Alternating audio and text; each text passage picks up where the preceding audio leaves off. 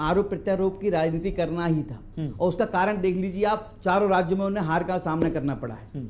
एक मैडम जो है, आपने देखा होगा पार्टी की जो अपनी अध्यक्षा हैं, अध्यक्षा तो नहीं कह सकते उनको, वो झाड़ू लगा रही थी कमरे में, तो उन्होंने पूरी पार्टी साफ कर दी एक तरफ। दूसरी तरफ एक और है बड़बोले जो आरोप प्रत्यारोप की राजनीति करते हैं, झूठे वादों के चैंपियन है, ठीक है, वो भी अपनी बात करते हैं। तो देखिए आरोप प्रत्यारोप अगर लगते पार्टी पर तो पार्टी को इतना जनादेश नहीं मिलता, भारतीय जनता पार्टी को जितना मिला है। लेकिन अब यह है कि आने वाले समय में जहां सरकार बन रही है उससे ज्यादा जो है जनता की उम्मीदों पर खरा उतरेगी भारतीय जनता पार्टी। ठीक है, लेकिन अवधेश जी, अब जब हम खटीमा का जिक्र कर रहे हैं तो खटीमा में आखिर कौन सी कमी रह गई? क्योंकि पुष्कर सिंह धामी के फेस पर ही ये चुनाव लड़ा के, और हमने देखा कि पसंद भी कहीं ना कहीं लोगों ने किया, तभी तो आपका जनाधार मिला है उत्तराखंड के अंदर, हम देख रहे हैं। लेकिन जहां पर पुष्कर सिंह धामी खड़े हुए वहीं से पुष्कर सिंह धामी हार गए। कुछ तो कमी रही होगी जो वहां की जनता ने पसंद नहीं किया, और हम देख रहे हैं कि पूरे उत्तराखंड में आप ही सरकार बना रहे हैं, लेकिन जमीनी लेवल पर जहां से खटीमा से वो लड़ रहे थे वही सीट हार गए। नहीं देखिए, हार जीत का मैंने कहा ना आपको, वो तो जनता के हाथ में होता है, किसको जिताना है किसको हराना है उनको, ठीक है, जनता की पसंद होती है,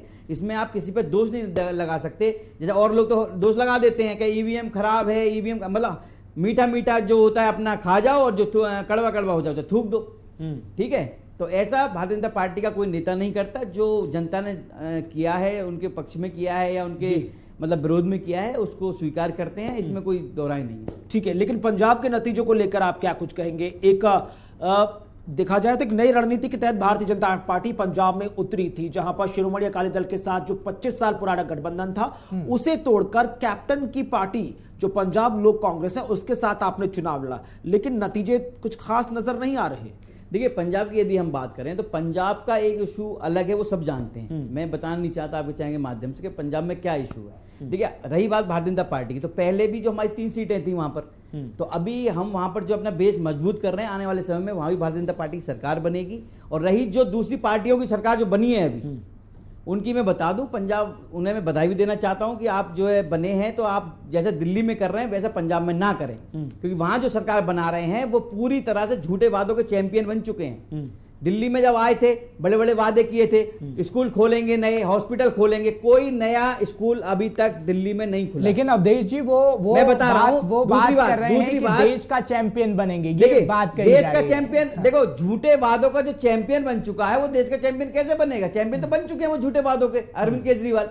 झूठ के अलावा उन पर कोई बात करना नहीं आता। देखिए जब दिल्ली में आए थे तो बड़े बड़े वादे किए थे, स्कूल कोई अभी तक नहीं खुला, स्कूल खोलने की बात की थी, इन्होंने कहा स्कूल नहीं खुलेंगे। शिक्षा मॉडल को दिखाते हैं, ये तो ऐसे वादे पंजाब में आपको भी करने चाहिए थे ताकि हम सरकार बना ले। आप भारतीय जनता पार्टी कभी झूठे वादे कहीं नहीं करती, भारतीय जनता पार्टी जो कहती है वो करती है। रही बात केजरीवाल साहब की, जो बात चल रही है उसी को मैं पूरा कर रहा हूं। दिल्ली में एक तरफ कहते हैं शिक्षा का मॉडल, तो भैया आप बच्चों को पढ़ाओगे, दूसरी तरफ जो जगह जगह गली मोहल्ले में आप ठेके खुलवा रहे हो, उन्हीं बच्चों को आप नशेड़ी बनाओगे, तो ये कहां का शिक्षा मॉडल है भाई? ये पढ़ाई है कि आप शराबी नशेड़ी बना रहे हो? एक तरफ कहते हैं लंदन बनाएंगे दिल्ली को तुमने तो बैंकॉक को थाईलैंड बना दिया, जगह जगह शराब ठेके खुलवाकर। महिलाएं बहनें वहां कह रहे थे, अभी मैं सुन रहा था अरविंद केजरीवाल साहब कह रहे थे कि महिलाएं बहनें जो है हमारे प्रति बहुत ही खुश हैं। भाई साहब दिल्ली में आके देखिए ना, आपको गाली दे रही है महिलाएं। चलिए ठीक है, इस वक्त हमारे संवाददाता भी ग्राउंड जीरो पर है, मैं आपके पास लौट रहा हूं। राजेश्वर सिंह सरोजनी नगर सीट से जो उम्मीदवार हैं उनसे खास बातचीत अनूप की तरफ से की गई है। दरअसल वो दिखा दीजिएगा क्या कुछ कह रहे हैं राजेश्वर सिंह, उसके बाद मैं अवधेश साहब के पास लौट रहा हूं।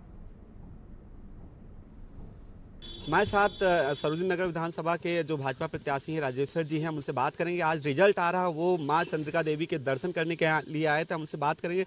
सर आज रिजल्ट आ रहा है, किसका क्या उम्मीद है, क्या लगता है? नहीं, भारतीय जनता पार्टी प्रचंड बहुमत से सरकार बनाने जा रही है, हर जगह भारतीय जनता पार्टी चुनाव जीत रही है। तो जैसे कि समाजवादी पार्टी जो हाय तौबा कर रही है ईवीएम को लेकर, उस पर क्या कहेंगे? जब जो चुनाव हार जाता है उसको मालूम है क्या परिणाम है, वो हाय तौबा करते रहेंगे। इससे पहले 5 वर्षों तक कोई समस्या नहीं थी, चुनाव हारते समय उसके बाद सबको समस्या हो जाती है। जो 300 के पार का आंकड़ा दिया गया, तो क्या लगता है कि भाजपा कितनी सीटें लाएगी यूपी में? नहीं, बिल्कुल 300 पार बहुत आसानी से 300 पार होगा। योगी आदित्यनाथ जी के कार्यों से उनकी नीतियों से, यशस्वी प्रधानमंत्री जी की जन कल्याणकारी नीतियों से जनता बहुत प्रसन्न है, जनता बहुत उत्साहित है और जनता चाहती है ऐसे ही प्रदेश और देश का विकास होता रहे। भारतीय जनता पार्टी की विचारधारा के साथ जनता है, राष्ट्र प्रथम की विचारधारा के साथ जनता है और जनता नहीं चाहती समाजवादी पार्टी के माफियाओं, अपराधियों को शासन मिले, सत्ता मिले और गुंडे सत्ता में आए, बिल्कुल नहीं चाहती है। ऐसी बात है, आप राजेश्वर जी है जिनका साफ कहना है कि जो सपा का जो ईवीएम को लेकर जो आरोप लगा रही कि वो सपा हार रही और यूपी में दोबारा जो है भाजपा की सरकार बनने जा रही है। कैमरामैन गौरव के साथ अनूप चौधरी, जेके न्यूज, लखनऊ। तो हमने सुना क्या कुछ कहा गया है राजेश्वर सिंह की तरफ से, लेकिन सर्वेश्वर साहब मैं आपके पास आ रहा हूं क्योंकि अवधेश साहब ये कहने की कोशिश कर रहे थे कि भैया झूठे वादों के सहारे सरकार बनाने जा रही है आम आदमी पार्टी। लेकिन सर्वेश्वर साहब, अब आपको नहीं लगता है कि जो सबसे बड़ी विपक्ष की भूमिका में कांग्रेस पार्टी रहती थी, अब उस रास्ते पर कहीं ना कहीं आम आदमी पार्टी चलते हुए नजर आ रही है और विपक्ष की भूमिका में सबसे बड़ी पार्टी आगे आने वाले भविष्य में होगी आम आदमी पार्टी? सर्वेश्वर जी, एक्चुअली क्या है कि आज अब हम छोड़ दें कि क्या झूठा वादा किया अरविंद केजरीवाल, क्या नहीं किया। उनका ट्रेंड देखो, जहां भी जीत रहा है लैंडस्लाइड विक्ट्री हो रही है उनकी।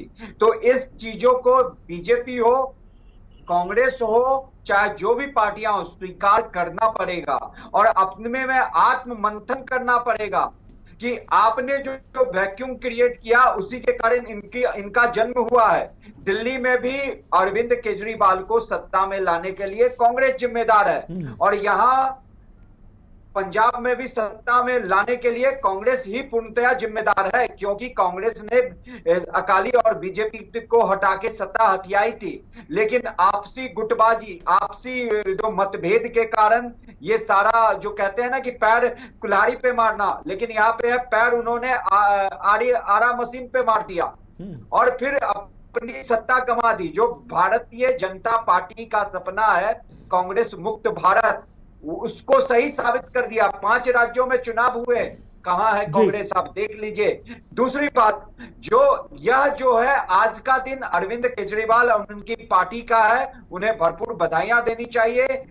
बाद में हम उनको बता देंगे कि झूठे वादों पे आई है। ये तो सर्वविदित है कि उन्होंने क्या वादे किए, क्या कर रहे हैं, इसमें कोई दो राय नहीं है। लेकिन आज का दिन छोड़ देना चाहिए। आज वो जीते हैं, उनके जीत को सहस्त्र स्वीकार करना चाहिए। लेकिन सर्वेश्वर जी, जो जीतता है उसके सर पर ताज होता है, लेकिन आपको लगता है कि अब आम आदमी पार्टी के सर पर जो कांटों भरा ताज होगा? कई समस्याएं हैं जिससे पंजाब जूझता नजर आ रहा है। दिल्ली में तो जिम्मेदारियों से बच जाते थे कि भाई आधे अधिकार हमारे पास है, आधे सेंटर के पास है, लेकिन जब पंजाब में सरकार चलाएंगे तो पूरे अधिकार होंगे। सीमा सुरक्षा का मुद्दा उन्हें सुलझाना होगा, किसानों का मुद्दा उन्हें सुलझाना होगा, ड्रग्स को लेकर उनको मुद्दा सुलझाना होगा, जो रेत खनन माफियाओं का मुद्दा है उन्हें सुलझाना पड़ेगा। कहा जाता है कि अफसरशाही बहुत ज्यादा हावी हो गई है, कोऑर्डिनेशन नहीं है प्रशासन शासन का। ये तमाम मुद्दे उन्हें सुलझाने होंगे और महिलाओं के उत्थान के लिए जो लगातार बात करते हुए नजर आए थे, इस छठे बिंदु पर भी काम करना होगा अरविंद केजरीवाल को। देखिए कुणाल जी, आपने सही बोला कि जो उनका ताज है वो कांटों से भरा है। राहें कठिन नहीं है, लेकिन सत्ता आ गई है। अब उनको, क्योंकि जो दिल्ली था पूर्ण राज्य नहीं था, अब फुल फ्लेज एक पंजाब राज्य आ गया है। और दूसरा ये चीज है कि पंजाब बॉर्डर स्टेट है, इस बात को आप हम ध्यान में रखिए। इस चीज की भी उनको सेंटर के साथ कंधे से कंधे मिला के काम करना पड़ेगा। अगर वो ऑटोक्रेटिक रवैया अपनाएंगे तो फिर स्टेट का भला नहीं होगा। जहां भी बॉर्डर स्टेट है वो बहुत संवेदनशील एरिया होता है। तो और मेरा आज मैं आपके चैनल पे इतना भी बोल के जा रहा हूं, आप देखना कि भगवंत मान जी कितने दिनों के लिए पंजाब के मुख्यमंत्री बने रहेंगे। ये इस बात को आप याद रखना कि ये भी देखना है कि भगवंत मान जी को आखिर कितने दिन तक मुख्यमंत्री बनाया जाएगा पंजाब का।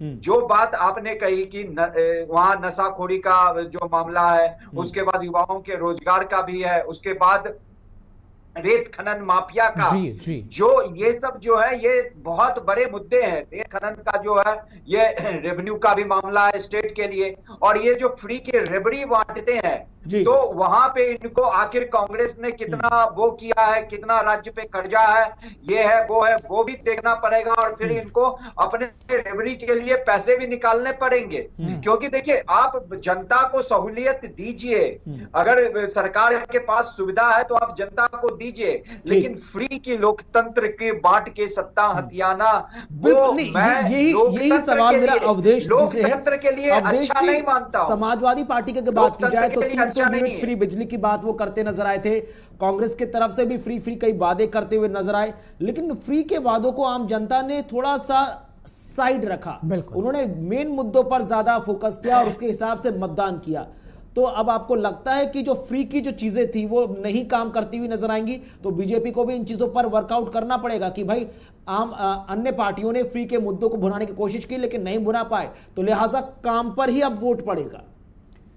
देखिए कुणाल जी, अभी जो अरविंद केजरीवाल साहब की बात चल रही थी तो मुझे 4 लाइन मुझे याद आई, तो मैं सोच रहा हूं कि आपके चैनल के माध्यम से आपके दर्शकों को सुना दिए जाएं। जी।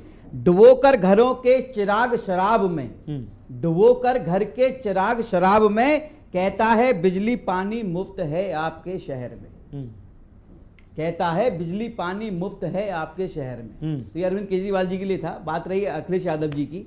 देखिए उत्तर प्रदेश में मुख्यमंत्री के 2 कैंडिडेट थे अखिलेश यादव जी, योगी जी।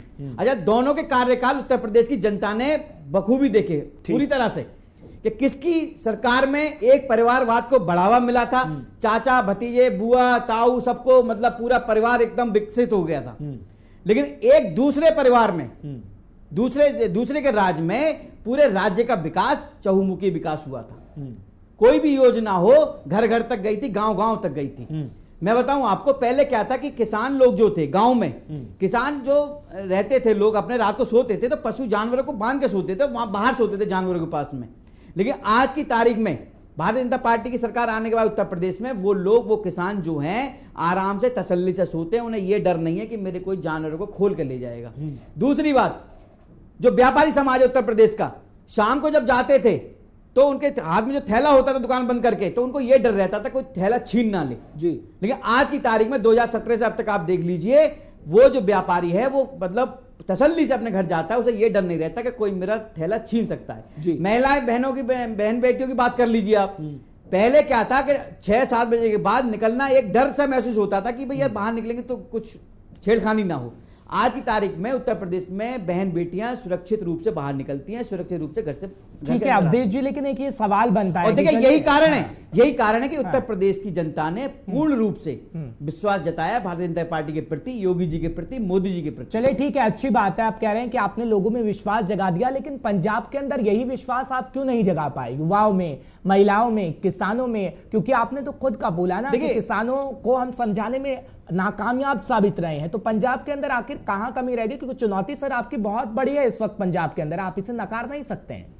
बिल्कुल नकार नहीं सकते, हम कब कह रहे हैं नकार सकते हैं भैया, हम तो कह रहे हैं। देखिए पंजाब की यदि बात करें तो पंजाब में हमारा कोई बेस नहीं था पहले भी हमारी 3 सीटें थी, कोशिश की हमने, जागरूक किया वहां के लोगों को जी। ठीक है, अब धीरे धीरे वहां हम मजबूत हो रहे हैं। आने वाले समय में आप देखिएगा कि वहां भी भारतीय जनता पार्टी की सरकार होगी, क्योंकि एक दिन आप झूठ बोलकर कब्जा लोगे चीज, 2 दिन कब्जा लोगे, 3 दिन कब्जा लोगे, लेकिन चौथे दिन वहां की जनता आपको थप्पड़ मार के बाहर निकाल देगी। क्योंकि उनको यह पता है, देखो यूक्रेन से जिस प्रकार से छात्रों को लाया गया, जिस प्रकार से गंगा ऑपरेशन को सफल बनाया गया, ये भारत सरकार की देश की जनता के प्रति जो सुरक्षा सुविधा देने की जो प्रतिबद्धता है उसको दर्शाता है। लेकिन ये पक्ष ने तो आरोप लगा दिया कि आपदा को अवसर में भुनाने की कोशिश कर रही है बीजेपी, ये तो गंगा के तहत छात्रों को ला रही है, ये तो दरअसल वो सरकार का काम है, लेकिन चुनावों में इसका काम रहा है। कुणाल जी, ये तो विपक्षियों का काम रहा है, जो अच्छे काम होते हैं उस पर तो ये बवाल खड़ा करते हैं। राकेश टिकैत जी थे, ठीक है, नेता बन गए, वो इकट्ठे कर लिए लोगों को कि किसान है, ये किसान है, लेकिन आज उनके क्षेत्र में देखो ना बीजेपी का भगवा लहरा रहा है, जिता लेते अपने कैंडिडेट को आप जी। तो ये केवल देश को बरगलाना जानते हैं, जनता को बरगलाना जानते हैं, कुछ नहीं आता इनके पास। ठीक है, लेकिन बड़ी बात यहां पर हर्ष ये भी देखी जाएगी कि जो किसान नेता होने का दावा कर रहे थे राकेश टिकैत, जो कह रहे थे कि उनका जो प्रभुत्व है वो खाटी पूर्वांचल और पश्चिमी इलाकों में है, लेकिन वहां पर वो फैक्टर काम करता हुआ नजर नहीं आया। फैक्टर आपने पंजाब के अंदर भी देखा होगा कि कुछ संगठन ने पार्टी बनाई और चुनाव लड़ा, लेकिन वो भी फैक्टर काम नहीं कर पाया। किसान मोर्चा बिल्कुल बुरी तरह धराशाही होता हुआ नजर आया, चाहे गुरनाम सिंह चढ़ूने की हम बात कर लें या राज्यपाल की हम बात कर लें, ये तमाम जो खन्ना थे, वो उनकी हम बात कर रहे हैं, लेकिन कोई भी फैक्टर वहां पर काम करता हुआ नजर नहीं आया। जो मॉडल आम आदमी पार्टी दिल्ली से पंजाब लेकर गई, वो मुद्दा ज्यादा बेहतर लोगों को लगा। और बड़ी बात थी कि जो सिटिंग पार्टी थी कांग्रेस, बिल्कुल। उसके नेतृत्व पर खुद ही पार्टी के अंदर के लोगों ने जब सवाल उठाए तो लोगों का विश्वास उस पार्टी से उठ गया और मौका मिला आम आदमी पार्टी को। यानी कुल मिलाकर देखा जाए, पंजाब की जनता ने जो शिरोमणि अकाली दल को भी मौका दिया, वहां की भी सरकार देखी, फिर कांग्रेस को मौका दिया, उसकी भी सरकार देखी, लेकिन ज्यादा फर्क नजर नहीं आया।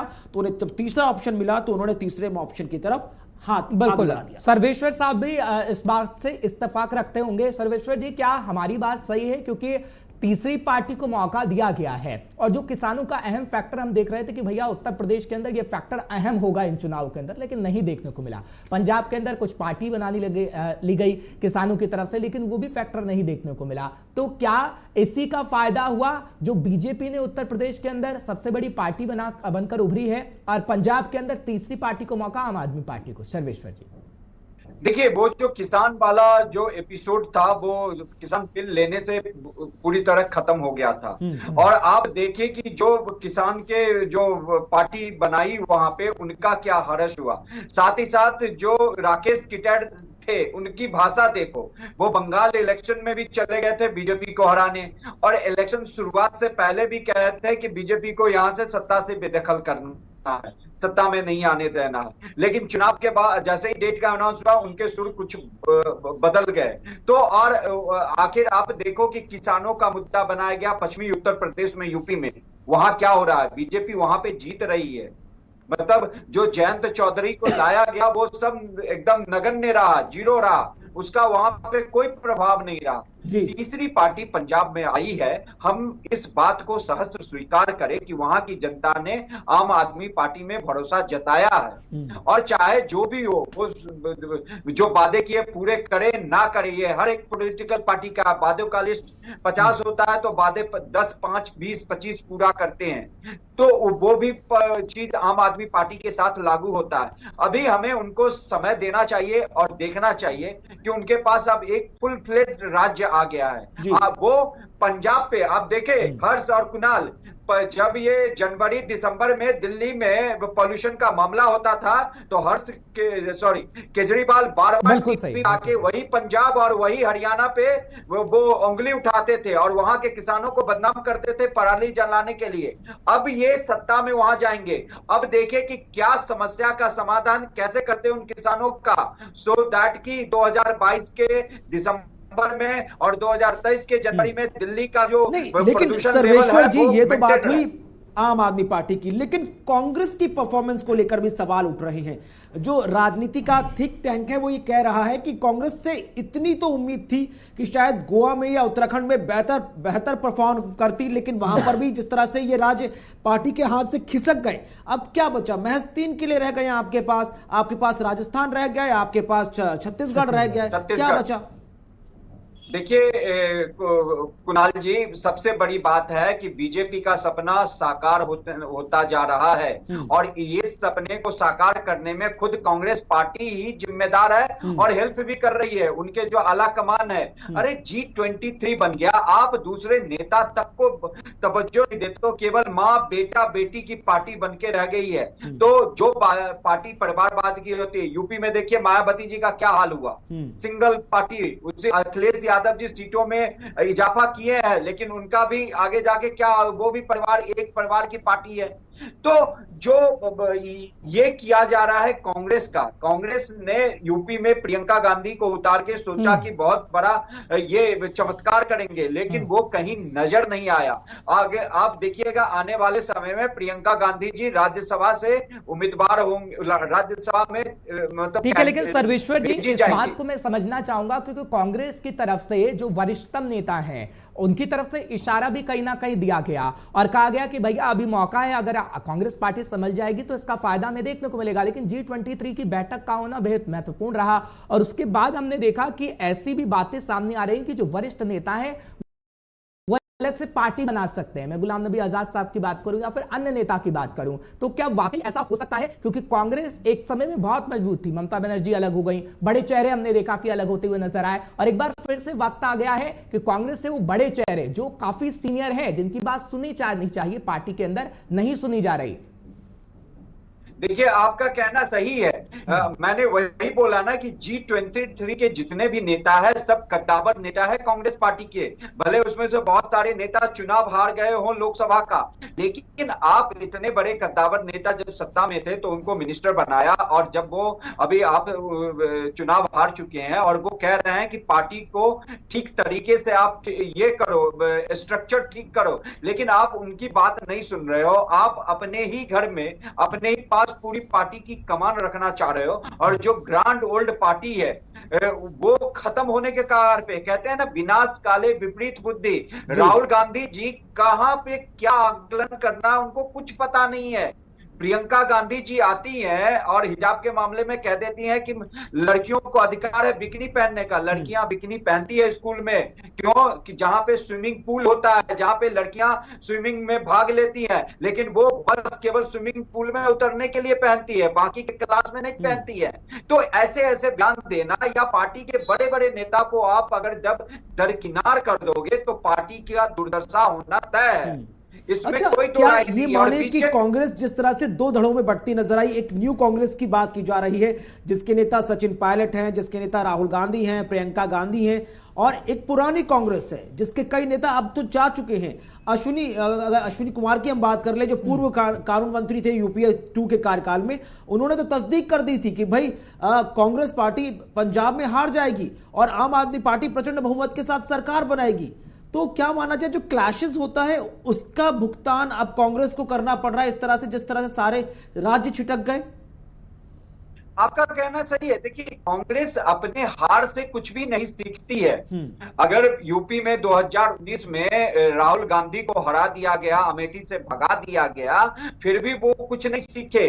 कांग्रेस का एक राज्य था पंजाब, उसमें अगर सही समय पे आपसी गुटबाजी को छोड़ के अगर ठीक समय से अमरिंदर सिंह को ही बनाए रखते, भले अमरिंदर सिंह जी हार गए हैं, लेकिन अगर पार्टी के साथ रहते तो इसमें कोई दो राय नहीं है कि वापस सत्ता में कांग्रेस की वापसी हो सकती थी।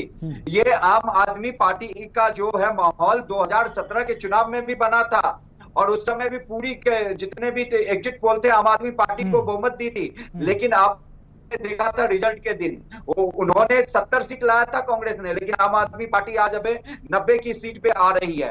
तो जो कांग्रेस पार्टी है अगर कहीं हार रही है या उसमें अंदरूनी कला है या जो भी, ठीक है, लेकिन सर्वेश्वर साहब एक बात और मैं आपसे समझना चाहूंगा, क्योंकि अगर प्रियंका गांधी प्रियंका गांधी वाड्रा की अगर हम बात करें, ठीक है, प्रियंका गांधी वाड्रा की बात करें, तो क्या ये 2022 की नहीं 2024 की तैयारी हो रही थी? और 2024 का अगर मैं जिक्र करूं तो अब तमाम जो बड़ी पार्टियां हैं वो भी समझ रही हैं कि राहुल गांधी के तौर पर ये चेहरा सही नहीं है, क्योंकि पश्चिम बंगाल की मुख्यमंत्री जिस तरीके से कोशिश कर रही हैं और सभी को एक मंच पर लाने की जो बात चल रही है, हम देख रहे हैं कि 2024 में हवा बदली नजर आएगी जब कांग्रेस छिटकेगी।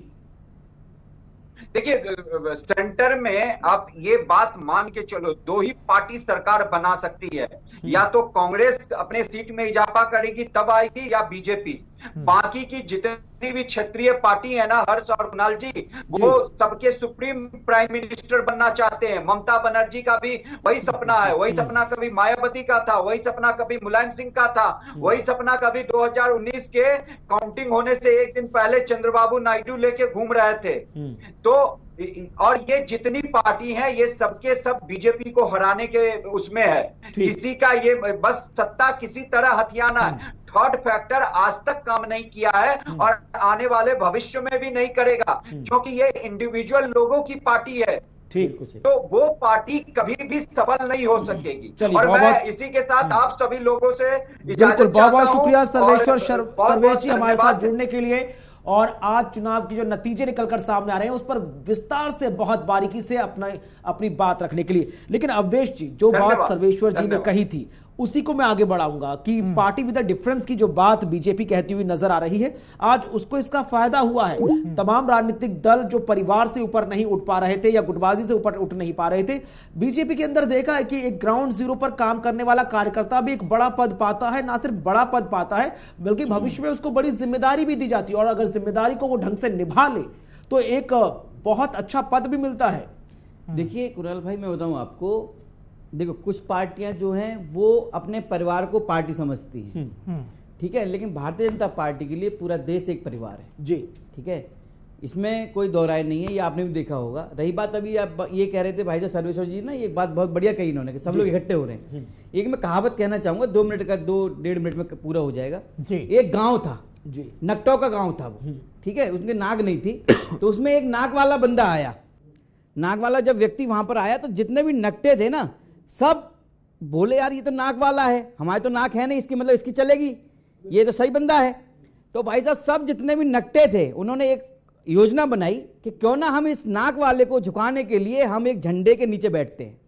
उन सभी नकटों ने एक झंडा तैयार किया, उसके नीचे वो बैठ गए, हाय हाय करने लगे।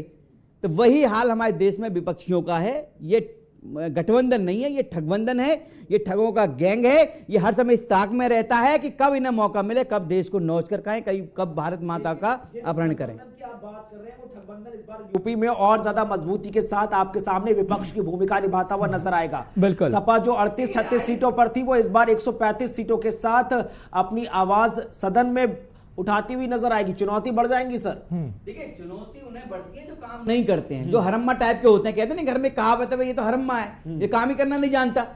जो काम करने वाले उन्हें चुनौती कोई काम नहीं करती उनके लिए, क्योंकि जो काम करने वाले तो काम कर रहे हैं, उनका तो पूरा एक विजन है कि हमें यहां तक पहुंचना है, हमें ये काम करना है। जिनका कोई विजन ही नहीं है, जो अपने परिवार को लेकर चल रहे हैं, तो वो परेशान होंगे। भारतीय जनता पार्टी के लिए कोई चुनौती नहीं है, क्योंकि भारतीय जनता पार्टी जो कहती है वो करती है। बिल्कुल, चलिए ठीक है, आपका बहुत बहुत शुक्रिया। आपके पास मैं लौट रहा हूं, लेकिन एक छोटा सा ब्रेक ले रहे हैं, लेकिन ब्रेक के उस पार जब आएंगे तो कुछ मेरे सहयोगी जुड़ेंगे न्यूज रूम से, क्योंकि अगर इलेक्शन रूम की बात करें तो इलेक्शन रूम भी इस वक्त है, और हमारे सहयोगी हैं जो बारीकी से आपको बताएंगे, विश्लेषण करेंगे कि आखिर किसके माइनस पॉइंट और किसके प्लस पॉइंट पार्टियों के हैं। कुणाल, बस एक छोटा सा ब्रेक, जल्द हाजिर।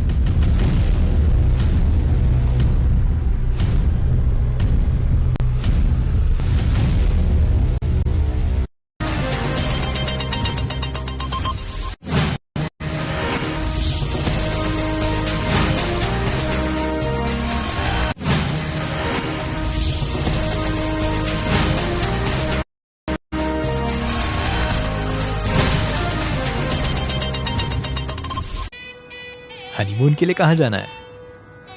कहाँ जाना है मैडम? कहाँ?